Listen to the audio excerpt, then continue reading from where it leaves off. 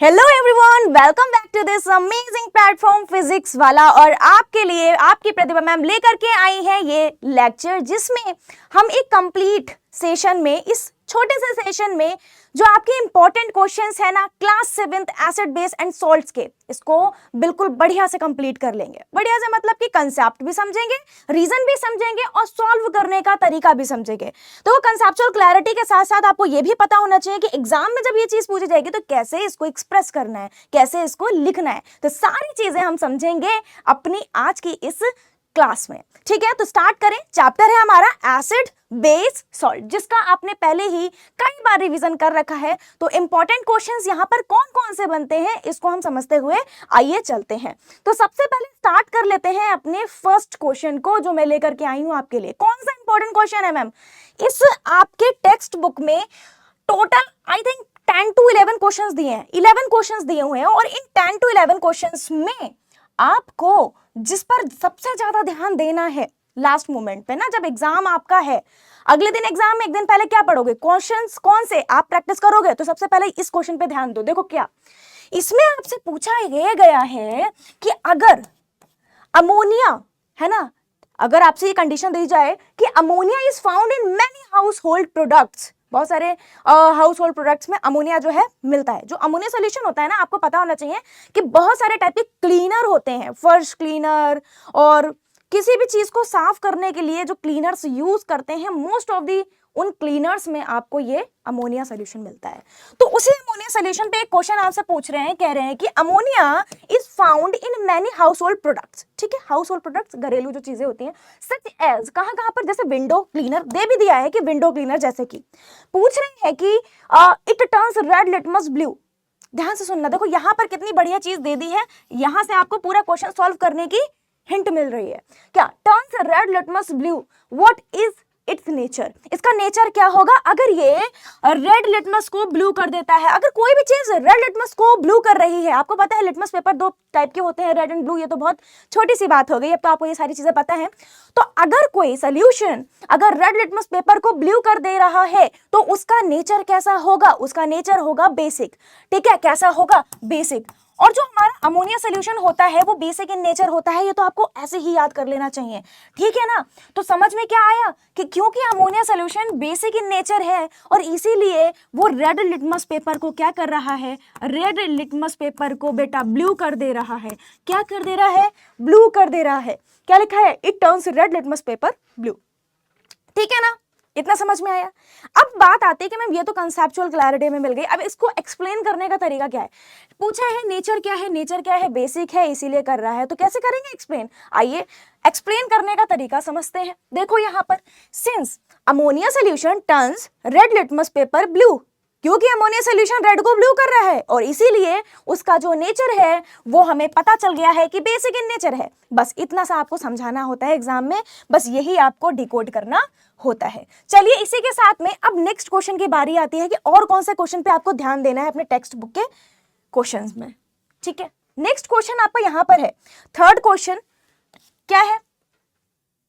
इसमें आपसे यह पूछा गया है कि name the source from which litmus solution is obtained. Litmus solution is obtained. कहा वो उसका सोर्स क्या है ना? Name the source. सोर्स क्या होता है? जो लाइकेन होते हैं, लाइकेन, ठीक है, अ टाइप ऑफ प्लांट, जिससे जो है हम क्या करते हैं, लिटमस पेपर तैयार करते हैं। और सोल्यूशन की बात करें तो लिटमस सोल्यूशन तैयार करते हैं, जो कि मॉव इन कलर होता है, पर्पल इन कलर होता है। तो सोर्स हमारा क्या होगा? लाइकेंस होगा। ये कैसी होती है? एक डाई होती है। ठीक है, एक डाई होती है। लिटमस सोल्यूशन क्या? एक डाई ही तो है, कलर है उसमें। लिटमस जो है ये हमें कहां से मिलता है? लाइकेंस के थ्रू मिलता है। दैट्स इट, आपको बस इतना समझना था। आगे चीजें दी हैं कि what is the use of this solution. भाई इस सोल्यूशन का तुम यूज कहां पे करोगे? जो लिटमस सोल्यूशन है बेटा जी, लिटमस सोल्यूशन का यूज तुम कहां करोगे बताओ? इतना बढ़िया सा आपको मतलब इतना इजी सा आपको, इजी पीसी सा आपको क्वेश्चन पूछ लिया गया। इसका सोल्यूशन का जो यूज है वो कहां पर है? इंडिकेटर की तरह है। जैसे आप पेपर, लिटमस पेपर का यूज करते हो, वैसे ही उसके सोल्यूशन का भी यूज करते हो टू कह सकते हैं identify the different solution, whether whether it is acidic in nature और in a basic in nature, और या फिर ये न्यूट्रल है। तो देखो litmus is a natural die, एक नेचुरल डाई। नेचुरल इसलिए बोल रहे क्योंकि नेचर से हमें मिल रही है, नेचर से प्राप्त हो रही है। आप नहीं बना रहे हो, हम नहीं बना रहे, लोग नहीं बना पा रहे हैं, ठीक है, कहाँ से? नेचुरली मिल रही है हमें। Which is extracted from lichen, lichen से, ये देखो एक तो ये कीवर्ड हो गया नेचुरल डाई है, दूसरा ये हो गया कि लाइकेन, ठीक है, तो लाइकेन से हमें मिल रही है। दूसरी चीज ये है कि एक्सट्रैक्टेड फ्रॉम लाइकेन और लिटमस, ठीक है, यहाँ पर इतनी बात हो गई। और litmus solution is used in identifying acidic, basic and neutral solution। Neutral solution का केस याद है? देखो एसिडिक है, कोई बेसिक है तो कलर में चेंज करके देता है वो, है ना। Blue litmus paper, red litmus paper acidic और बेसिक के साथ में कलर चेंज करके देते हैं। न्यूट्रल में क्या होता है कि ना तो रेड लिटमस पेपर कोई चेंज देता है, नहीं ब्लू लिटमस पेपर कोई चेंज देता है अपने में। दैट्स इट, आपको इतना याद करना है, ठीक है। तो लिखने का तरीका समझ लिया, कंसेप्ट क्लियर है। आइए चलिए आगे बढ़ते हैं और थर्ड क्वेश्चन पे, यानी कि अपने नेक्स्ट क्वेश्चन पे ध्यान देते हैं। देखो सीक्वेंस आप यहाँ पर देख रहे हो, थर्ड था अब फोर्थ आ रहा है, ये बिल्कुल आपके एनसीईआरटी में जैसे क्वेश्चंस की सीक्वेंस है उसी तरीके से हम चल रहे हैं।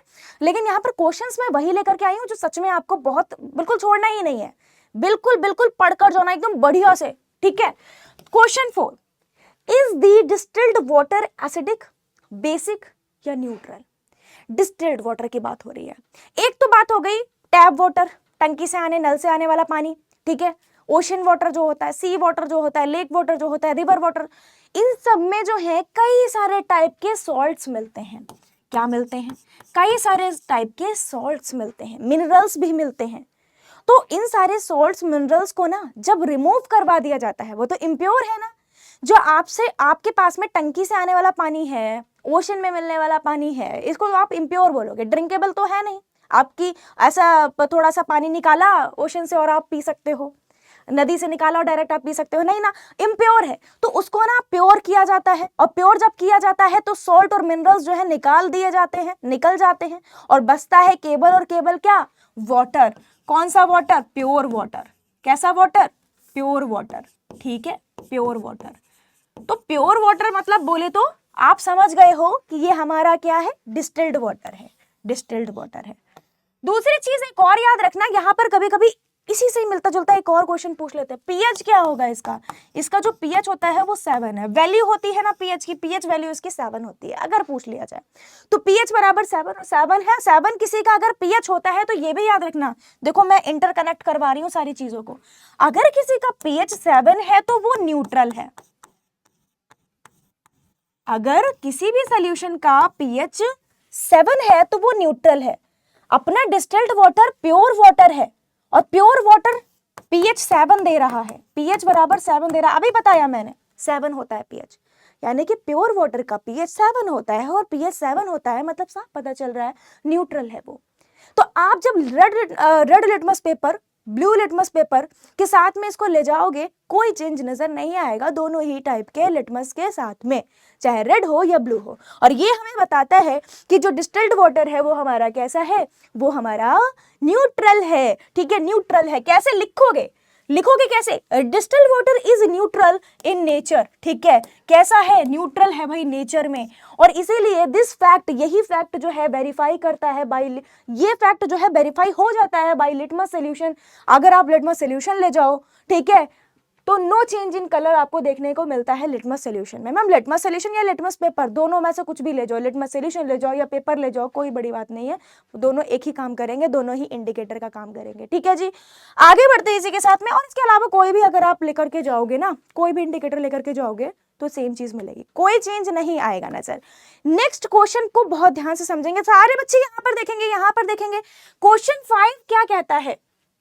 क्वेश्चन 5 में आपसे क्या पूछा गया है, पहले ये डिकोड करना पड़ेगा। क्वेश्चन को बहुत ध्यान से समझो, क्या बोला गया है वो देखो, और फिर आंसर करना है। देखो क्या डिस्क्राइब करना है, द प्रोसेस ऑफ न्यूट्रलाइजेशन, यानी कि आपको न्यूट्रलाइजेशन की प्रोसेस को डिस्क्राइब करना। आप डिस्क्राइब करने का मतलब क्या है भाई? उसकी डेफिनेशन दो, न्यूट्रलाइजेशन क्या होता है, और उसके साथ में एक रिएक्शन भी दो।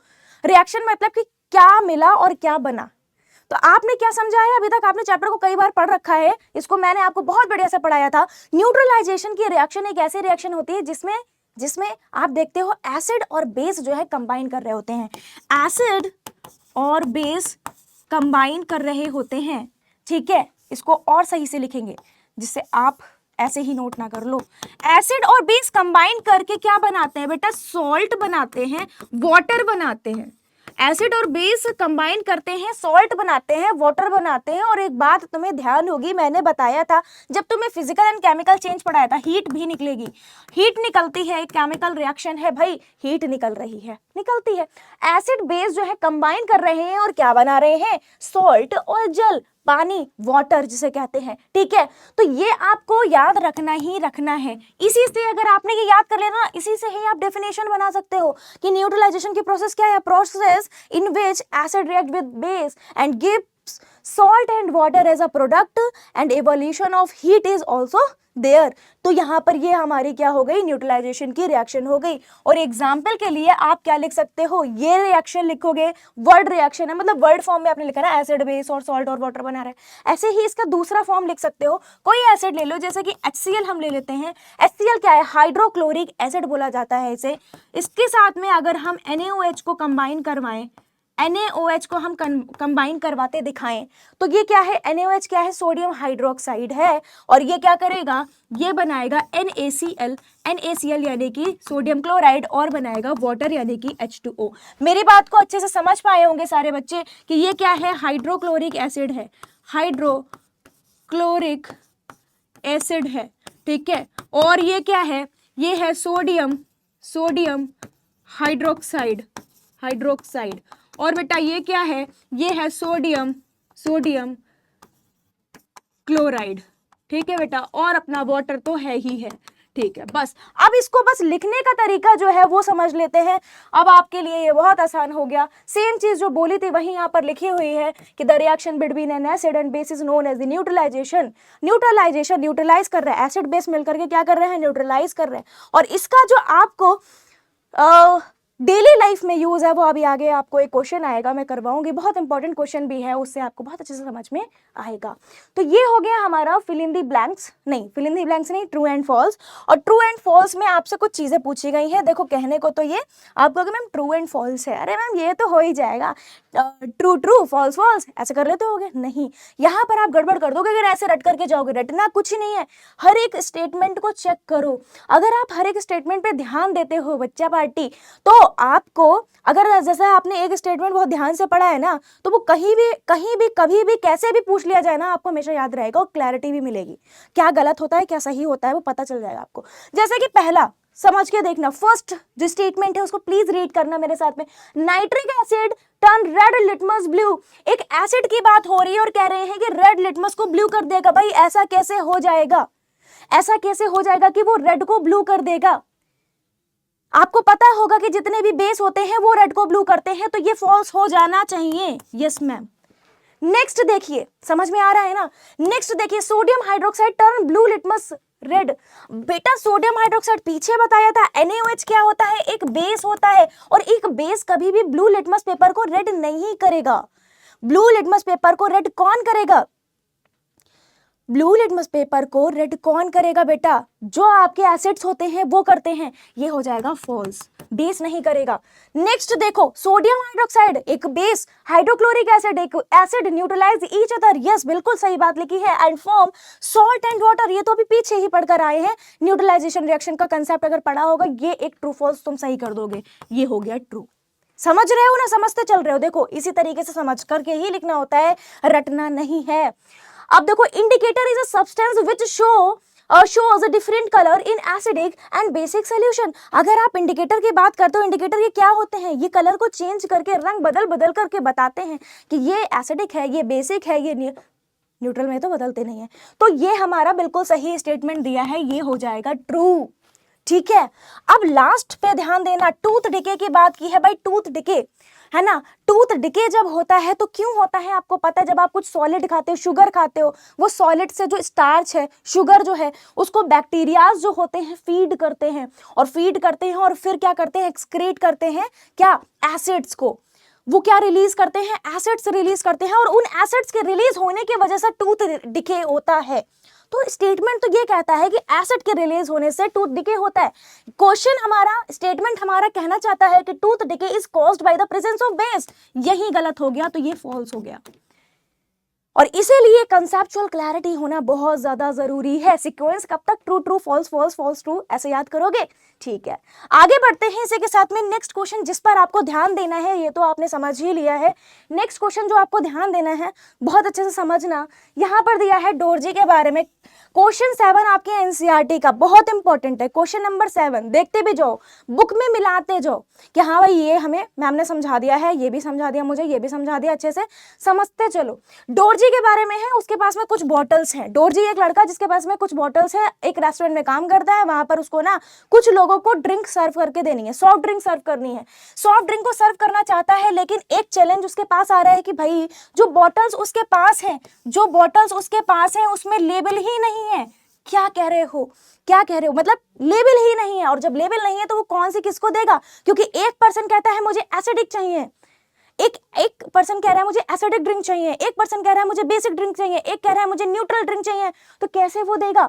तो अब वो दिमाग लगाएगा, ट्विंग, वो कहेगा अच्छा अब मुझे समझ में आया मैं क्या कर सकता हूं, मैं इंडिकेटर की मदद से बहुत आराम से इसको ना समझ लूंगा कौन सा एसिडिक, कौन सा बेसिक, कौन सा न्यूट्रल। हम सब जानते हैं कि अगर कोई सॉल्यूशन एसिडिक होगा तो वो कैसे चेक कर सकता है भाई, ब्लू लिटमस पेपर को ले जाएगा, रेड लिटमस पेपर को ले जाएगा, या फिर लिटमस सॉल्यूशन को ले जाएगा और कलर में चेंज होता हुआ देखेगा। कलर में चेंज तो आपको पता ही है क्या होता है, ठीक है ना। अगर कोई बेसिक है तो कैसा कलर में चेंज देगा, और अगर न्यूट्रल है कोई तो कोई भी कलर में चेंज नहीं देगा। तो अगर वो जैसे ही डोरजी ब्लू और रेड लिटमस को ले जाते हैं और कोई चेंज नहीं मिलता है तो उसे समझ में आ जाता है कि ये न्यूट्रल सोल्यूशन है। जैसे ही डोरजी बेसिक सोल्यूशन के पास में रेड और ब्लू लिटमस लेकर के जाता है तो वो देखता है कि उसे पता है कि जो भैया एसिड होते हैं वो क्या करते हैं, ब्लू लिटमस पेपर को रेड कर देते हैं। एसिड होते हैं वो ब्लू लिटमस पेपर को रेड कर देते हैं, क्या कर देते हैं, ब्लू को रेड कर देते हैं। और जो बेस होते हैं वो क्या कर देते हैं, रेड को ब्लू कर देते हैं। तो जब उसे ये बात पता है तो क्या करेगा, जब दोनों एसिडिक सोल्यूशन और बेसिक सोल्यूशन के पास में चेक करवाने के लिए ब्लू और रेड लिटमस पेपर लेकर के जाएगा, तो जैसे ही वो बेसिक सोल्यूशन के पास पहुंचेगा, ठीक है, तो क्या सपोज वो बेसिक सोल्यूशन पहले टेस्ट कर रहा है इसके बाद में, तो क्या होगा, वो बेसिक सोल्यूशन जो है वो क्या कर देगा, रेड लिटमस पेपर को ब्लू कर देगा, रेड लिटमस पेपर को ब्लू कर देगा और समझ जाएगा ये तो भैया अपना बेसिक है, अलग कर दिया, लेबल लगा दिया। अब बचा एसिडिक, अब वो टेस्ट करके देख सकता है, नहीं तो पता तो है कि भाई ये एसिडिक है, या हो सकता है भाई बहुत सारी बॉटल्स हो, तो वो चेक करेगा भाई, क्योंकि क्या करते हैं, एसिड्स करते हैं ब्लू लिटमस पेपर को रेड और बेस करते हैं रेड लिटमस पेपर को ब्लू। समझ में आया, ठीक है, ठीक है ना, इतना क्लियर है। अब चलो, अब यहाँ पर हम टेबल की मदद से समझ लेते हैं कि आपको कैसे एक्सप्लेन करना है। एक टेबल बनाओगे, टेस्ट सोल्यूशन बता दोगे और 1 2 3 यहाँ पर सीरियल नंबर लिख दोगे, soft drink 1 2 3, effect on red litmus paper, effect on blue litmus, ठीक है, और उसका रीजन भी लिख देंगे। क्या है भाई, अगर हमारा सॉफ्ट ड्रिंक कैसा है, सॉफ्ट ड्रिंक अगर बेसिक है वो क्या करेगा, वो कर देगा रेड लिटमस को ब्लू में कन्वर्ट, और ब्लू वाले में कोई इफेक्ट नहीं देगा। इसका उल्टा हो जाएगा, जब सोल्यूशन हमारा एसिडिक होगा वो क्या करेगा, कोई इफेक्ट नहीं देगा रेड के साथ में, लेकिन ब्लू के साथ में वो ब्लू को रेड में कन्वर्ट कर देगा। पीछे समझ लिया है हमने। न्यूट्रल होगा, कोई इफेक्ट नहीं देगा, तो बस यहां से हमें समझ में आ जाएगा, मतलब हमें क्या, डोरजी को समझ में आ जाएगा। क्लियर है सबको ये बात, मैंने पीछे ही समझाया है बहुत अच्छे से कि कैसे भाई एसिड जो है ब्लू को रेड करते हैं और बेस जो है रेड को ब्लू करते हैं। ठीक है भाई, आगे चलते हैं, ठीक है, ब्लू को रेड को ब्लू करते हैं, ठीक है, ध्यान रखना। आगे बढ़ते हैं। अब इसी के साथ में ये क्वेश्चन जिसकी मैं बात कर रही थी वो क्वेश्चन समझ में आ गया। 7th क्वेश्चन आपकी एनसीईआरटी का 8th क्वेश्चन जो बहुत इंपॉर्टेंट है, उस पर थोड़ा ध्यान देना, बहुत बहुत बहुत इंपॉर्टेंट है। अभी तक जितने क्वेश्चंस आए हैं मैं ये मानकर चलती हूँ ये सबसे ज्यादा इंपॉर्टेंट क्वेश्चन है। तो यहाँ पर आपसे पूछा क्या गया है, आपको एक्सप्लेन करना है कि वाई, ऐसा क्यों हो रहा है। 3 कंडीशन आपको दी हुई है, तीनों ही कंडीशन बहुत इजी पीजी हैं, आपको बस ध्यान लगाना है कि मैम ने आपको क्या समझाया था। देखो यहाँ पर फर्स्ट स्टेटमेंट यहाँ पर कहा जा रहा है कि बोलते हैं कि an antacid tablet is taken when you suffer from acidity. जब आपको एसिडिटी होती है, इंडाइजेशन होता है, इंडाइजेशन यानी कि जब बहुत ज्यादा स्टमक में एसिड बनने लग जाता है, कलेक्ट हो जाता है, उस टाइम पर आपको इंडाइजेशन फील होता है, उस टाइम पर आपको एसिडिटी फील होती है, और उस टाइम पर मम्मी पापा भाई क्या कहते हैं, कि भाई ये पी लो, ये ले लो, ये मार्केट से ये लो, ये देखो ये दवाई लेकर के आए हैं। उस दवाई में होता क्या है, क्योंकि आपके पेट में एसिड बन रहा है एक्स्ट्रा अमाउंट में, तो इसलिए वो बेसिक सोल्यूशन को प्रेफर करवाते हैं, डॉक्टर्स बेसिक सोल्यूशन को प्रेफर करवाते हैं। तो एंटासिड आपको पता ही, एंटासिड टैबलेट्स, चाहे टैबलेट हो या कोई सोल्यूशन हो, वो क्या होते हैं, बेस होते हैं। कैसे होते हैं, बेसिक इन नेचर होते हैं। और बेसिक इन नेचर होते हैं तो इसमें सबसे अच्छा और सबसे बढ़िया नाम जो आता है यहाँ पर आता है मिल्क ऑफ मैग्नीशिया। जो मिल्क ऑफ मैग्नीशिया है ये क्या करता है, क्योंकि ये बेसिक इन नेचर होता है बेटा जी, तो इसलिए ये बहुत ही ज्यादा फायदा करता है, रिलीफ दिलवाता है ना, जैसे ही आपके पेट पे पहुंचता है ये। क्यों, क्योंकि बेस एसिड को क्या कर देगा, न्यूट्रलाइज कर देगा। यही मैंने आपको बताया था कि क्या होती है एप्लीकेशन डेली लाइफ में यूजेस न्यूट्रलाइजेशन रिएक्शन के। ठीक है, मिल्क ऑफ मैग्नीशिया जिसको हम मैग्नीशियम हाइड्रोक्साइड भी बेटा जी बोलते हैं, इसके अलावा और भी होते हैं, लेकिन ये आपके बेस्ट में से एक है। ठीक है, या ये कह लो ये अभी तक का बेस्ट मिल्क ऑफ मैग्नीशिया है और आपको याद रखना है इसको। ठीक है, इसका एक्सप्लेनेशन कैसे करना है ये देखना चाहोगे तो यहाँ पर देख सकते हैं कि भाई कैसे लिखोगे, too much of acid in the stomach causes indigestion, ऐसे लिखना है, which is known as acidity. Antacid like milk of magnesia neutralises the acid and bring about relief from the indigestion. ठीक है ना, ये समझ में आया। क्वेश्चन 1 का आंसर कैसे देना है आपको। सेकंड क्वेश्चन पर आते हैं और यहाँ पर आपको कुछ इस तरीके से चीज दी हुई है, आपसे पूछा गया है कि कैलेमाइन सोल्यूशन, ठीक है, calamine solution is applied on the skin when an ant bite. जब चींटी काटती है, मैंने आपको बताया है, तो एंट स्टिंग के थ्रू हमारे स्किन में एक्चुअल में क्या एंटर होता है, मेथेनोइक एसिड या फॉर्मिक एसिड, आप दोनों ही नाम याद रखेंगे। फॉर्मिक एसिड जिसको हम मेथेनोइक एसिड भी बोलते हैं, मेथेनोइक एसिड भी बोलेंगे। तो कुछ भी अगर देंगे तो कंफ्यूज नहीं होना है, और दोनों ही अगर आप याद कर लोगे तो कुछ भी अगर बोल देंगे तो आप कंफ्यूज होगे नहीं। ठीक है, तो दोनों को याद रखना है, चाहे आप मेथेनोइक एसिड बोलो चाहे आप फॉर्मिक एसिड बोलो, है ना, एक ही बात है। तो कैलेमाइन सोल्यूशन जो है अप्लाई किया जाता है जब मेथेनोइक फॉर्मिक एसिड एंटर कर जाता है स्किन में, पेन होता है और रेडिश हो जाता है स्किन। ठीक है, तो क्या करते हो, कोई बेस लेकर के आओ, क्योंकि वहां पर एसिड एंटर करा है स्किन में, बेस लेकर के आओ। बेस में सबसे बढ़िया कैलेमाइन सोल्यूशन होता है, जो ऑइंटमेंट होते हैं, ट्यूब्स होते हैं, वो ट्यूब फॉर्म में जो ऑइंटमेंट दिए जाते हैं आपको डॉक्टर के थ्रू, वो कैसे होते हैं, वो बेटा उसमें मिला होता है बेस और उसके इंग्रेडिएंट पे ध्यान दोगे तो ये वर्ड आपको लिखा दिखेगा कैलेमाइन सोल्यूशन, क्योंकि कैलेमाइन सोल्यूशन जो है वो कंटेन करता है जिंक कार्बोनेट को। क्या करता है, जिंक कार्बोनेट। ये क्या है मैम, जिंक कार्बोनेट क्या है मैम, बेटा आप ही खुद ही बता दोगे, क्योंकि ये बेसिक होगा इन नेचर, तभी तो ये ले जाया जा रहा है इसके इलाज के लिए, रिलीफ के लिए। ठीक है, तो फॉर्मिक एसिड एंटर किया तो भाई कैलेमाइन सोल्यूशन काम आता है, क्योंकि कैलेमाइन सोल्यूशन कंटेन करता है जिंक कार्बोनेट को, जो कि बेसिक इन नेचर होता है। बेटा जी एक्सप्लेनेशन पे ध्यान देंगे थोड़ा सा कि when ant stings the human body formic acid enters the skin that cause acute pain. भाई पेन होता है, ठीक है, चींटी काटती है पेन होता है, लाल चींटी आपने देखी है काटेगी, बहुत पेन होता है भाई। Calamine solution contains zinc carbonate which neutralises formic acid को न्यूट्रलाइज करेगी, बेस है एसिड को न्यूट्रलाइज करेगा और आपको रिलीफ मिलेगा। थर्ड पे आते हैं, थर्ड हमारा एक्सप्लेन करना है क्या, इसमें आपसे पूछा गया है कि कुछ ऐसे कि बताओ जी फैक्ट्री वेस्ट जो होते हैं, भाई इंडस्ट्रियल एरियाज होते हैं, फैक्ट्री से निकलने वाला जो वेस्ट होता है उसमें, उस वेस्ट में जो जितनी भी चीजें होती हैं, जितना भी मटेरियल होता है ना, वो एसिडिक इन नेचर होता है ना, एसिडिक इन नेचर होता है, एसिडिक कैरेक्टर्स उसमें होते हैं, एसिडिक प्रॉपर्टीज होती हैं, और इस वजह से उसे न्यूट्रलाइज करना पड़ता है। क्यों मैम, क्योंकि वही जो वेस्ट है जा करके मिलेगा कहाँ, वो जाकर के वाटर बॉडीज में मिलेगा, और वाटर बॉडीज में एक बार वो वेस्ट मिल गया जो कि एसिडिक इन नेचर है, तो सोचो जो पानी में वाटर बॉडीज में रह रहे हैं उनका क्या होगा, वो तो उनका घर है, फिश और जितने भी एक्वाटिक एनिमल हैं उनमें, उनको तो बहुत नुकसान होगा। तो इसलिए उसको पहले से ही ट्रीट किया जाता है, ट्रीटमेंट दिया जाता है। कैसे, एसिडिक नेचर उसमें है वेस्ट में, तो भाई कुछ बेसिक सब्सटेंसेस को लाया जाता है और उसे न्यूट्रलाइज किया जाता है, जिससे कि उसकी एसिडिक प्रॉपर्टी खत्म हो जाए। खत्म हो जाए बिल्कुल, ठीक है। तो भाई यहाँ पर ये चीज आपको ध्यान रखनी, factory waste is neutralised before disposing it into the water, because उसमें एसिड मिल रहा है और बेसिक सब्सटेंसेस के साथ में आपको उसे न्यूट्रलाइज करना पड़ेगा। एक्सप्लेनेशन पे थोड़ा सा ध्यान देंगे, यहाँ पर क्या हो जाएगा, waste product from many factories has acid, when it is drowned off into water body it will kill aquatic animal like fish, मार देगा भाई, उनको मार देगा, मतलब पानी में अगर ऐसी चीजें मिल जाएंगी मार देगा वो, ठीक है, पानी। अब देखो, to avoid this harm to aquatic animals, industrial waste is neutralised by basic substance before throwing it into the water body, ठीक है ना।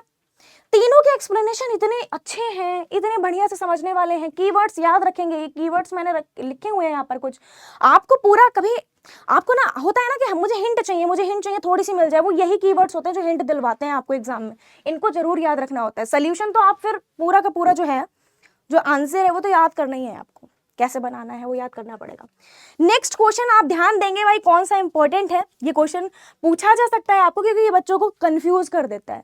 क्वेश्चन है ऐसा, देखो है कैसा, क्वेश्चन में आपसे कह रहे हैं, देखो blue litmus is dipped into a solution, एक सॉल्यूशन है जिसमें ब्लू लिटमस पेपर को डिप किया गया, ठीक है, इट रिमेन्स ब्लू, भाई ब्लू था ब्लू ही रहा, ब्लू था और ब्लू ही रहा, मतलब कलर में चेंज ही नहीं कर रहा, ये क्या बात हुई। तो क्या हुआ, what is the nature of the solution, यही तो आपको बताना है कि सॉल्यूशन का नेचर ऐसा क्या था कि वो ब्लू था और ब्लू ही रहा। देखो बेटा, एक कंडीशन तुरंत याद आ जानी चाहिए कि अगर कोई चीज कलर में चेंज, कोई चीज का इंडिकेटर अगर कलर में चेंज नहीं कर रहा है, इंडिकेटर अगर कलर में चेंज नहीं कर रहा है तो वो एक न्यूट्रल सॉल्यूशन हो सकता है। पहली चीज, होगा या नहीं होगा, न्यूट्रल सॉल्यूशन के साथ में रेड और ब्लू दोनों ही लिटमस कोई चेंज नहीं देते हैं, ये तो आप सब जानते हो। दूसरी कंडीशन क्या बन सकती है, अभी पीछे मैंने आपको बताया था कि होता क्या है कि जो एसिड्स होते हैं वो ब्लू लिटमस पेपर को रेड करते हैं। यहां पर आपने ब्लू लिटमस पेपर ले रखा है, मैंने ब्लू के लिए भी बताया था कि जो ब्लू लिटमस पेपर होते हैं वो रेड लिटमस पेपर, जो बेस होते हैं वो क्या करते हैं, रेड लिटमस पेपर को ब्लू करते हैं, ठीक है, जो बेस होते हैं वो रेड को ब्लू करते हैं।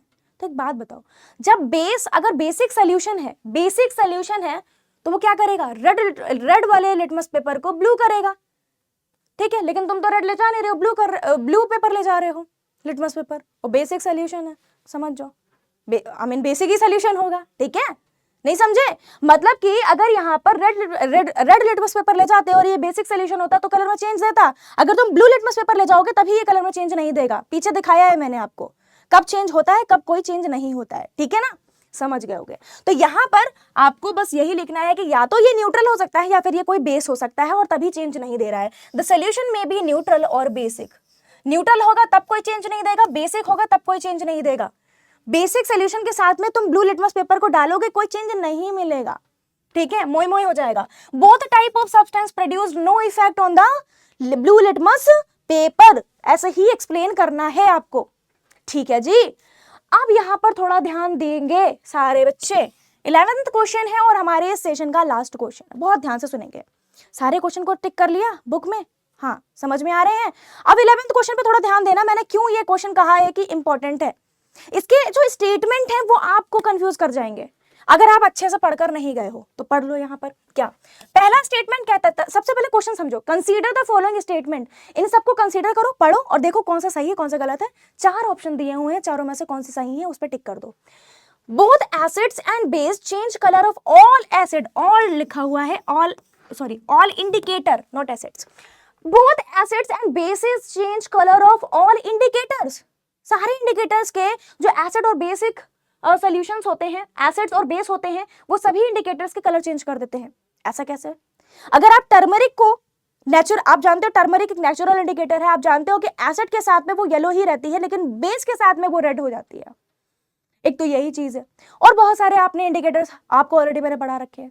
इसमें दिया है कि बोथ एसिड और basis change colour of all indicator, ऐसा नहीं होता, जरूरी नहीं है। और अभी मैंने पीछे भी बताया था, पीछे आपको मैंने बताया था कब नो इफेक्ट है कब चेंज है, ठीक है। तो ये आपका गलत है स्टेटमेंट। आगे बढ़ेंगे इसके साथ में, if an indicator give a change, ठीक है, if an indicator gives a colour change with N acid, acid के साथ में अगर कोई इंडिकेटर कलर में चेंज दे रहा है तो it does not give a change with a base, तो ये बेस के साथ में कोई चेंज नहीं देगा।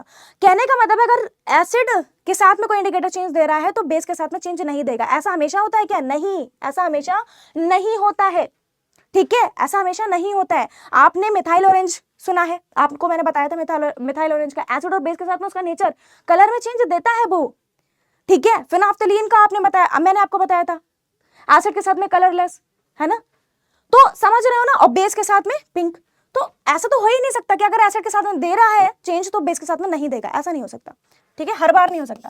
If an indicator changes colour with a base, अगर बेस के साथ में कोई इंडिकेटर कलर में चेंज दे रहा है, does not change colour with N acid, ये भी गलत हुआ। जरूरी नहीं है ऐसा कि अगर बेस के साथ में कलर में चेंज दे रहा है तो एसिड के साथ में नहीं देगा हर बार, ठीक है, तो ये भी गलत, ये भी गलत। आगे बढ़ते हैं, डी ऑप्शन है कि change of colour in acid and a base depend on the type of indicator. भाई चेंज जो होता है कलर का, कितनी सही और कायदे की बात लिखी हुई है। चेंज ऑफ कलर, कलर में चेंज किसी भी एसिड किसी भी बेस के साथ में डिपेंड करता है कि आपने कौन सा टाइप का इंडिकेटर ले रखा है। आपने मिथाइल ऑरेंज लिया है, आपने फिनाप्थलीन लिया है, आपने चाइना रोज लिया है, आपने टर्मरिक लिया है, आपने कौन सा इंडिकेटर लिया है, और उस हिसाब से चेंजेस अलग अलग होते हैं। डिसाइड नहीं है कि सारे इंडिकेटर ऐसा ही कलर देंगे एसिड के साथ में, ऐसा देंगे बेस के साथ में, ठीक है, सबका अपना अपना टाइप है, टाइप ऑफ इंडिकेटर के साथ में। तो which of the statement are correct? भाई एक ही स्टेटमेंट हमारा करेक्ट निकला, ये वाला सही निकला, और यहाँ पर लास्ट में आपको ओनली डी दिया भी है, तो आपका फोर्थ वाला ऑप्शन इसलिए सही होगा, ठीक है ना, समझ गए हो। तो कोई भी बच्चा ऐसा तो नहीं है कि इनको सही समझ बैठा हो, है ना, इससे पहले तो सही कर लेना अब।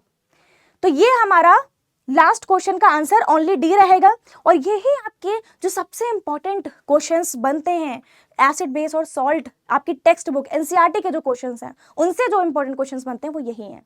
और आप लोग कह रहे थे भाई इंपॉर्टेंट क्वेश्चन बता, इंपॉर्टेंट क्वेश्चन बता, तो इंपॉर्टेंट क्वेश्चंस आपको करा दिए गए हैं। अब बिल्कुल बढ़िया से तैयारी करो, ऑल द बेस्ट। और नेक्स्ट जो चैप्टर्स हैं उनके भी मैं आपको बताऊंगी कौन से इंपॉर्टेंट क्वेश्चंस हैं, और बहुत ही कम टाइम में इसी तरीके से। Thank you so much, bye bye.